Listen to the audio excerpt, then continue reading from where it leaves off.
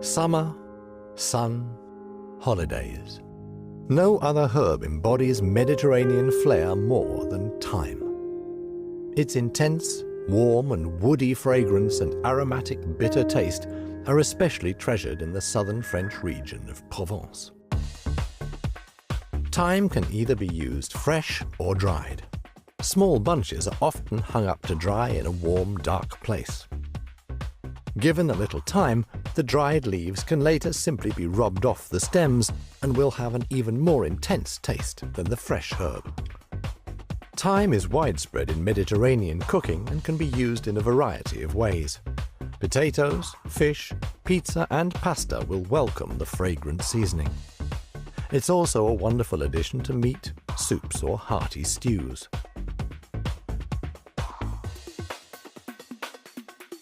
Unlike many of its counterparts, thyme doesn't mind frying or broiling.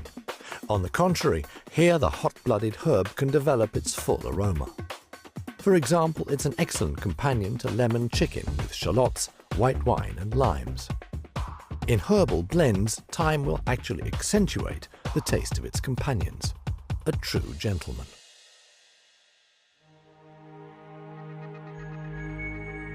Experts are divided on the origin of the name.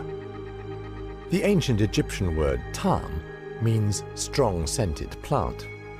Another possibility is the Greek word for ceremonial burning, thymon. One thing, however, is certain. Thyme is one of the most popular herbs on the planet, and its large-scale production has been perfected. But it will thrive just as well in a pot on a windowsill. All it needs is a place in the sun. In the 11th century, monks of the Benedictine order brought thyme across the Alps and into northern Europe. Knights in the Middle Ages bound thyme to their armor to gain strength.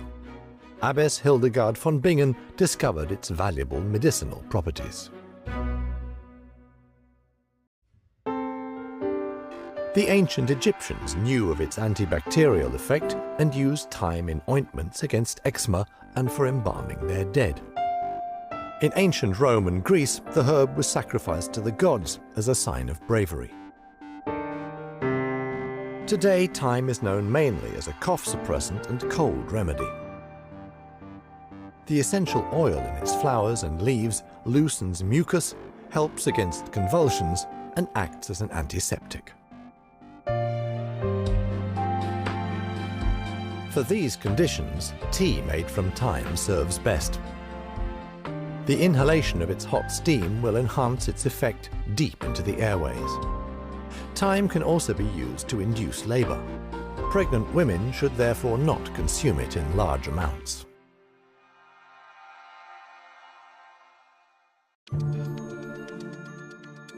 Thyme turns a traditional rule of gardening on its head. The poorer the soil, the richer the flavor of its leaves. This makes it an ideal candidate for rock gardens. When kept in a pot, however, it likes a little water now and then. In the first year, thyme should be harvested modestly. That way, the second year will yield a good crop, as the plant will be bursting with vigor. The best time to harvest is in early summer, before flowering.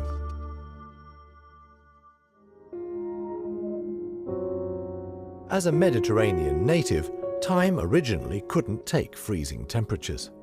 But northerners loved the fragrant herb so much that they started breeding hardy evergreen varieties.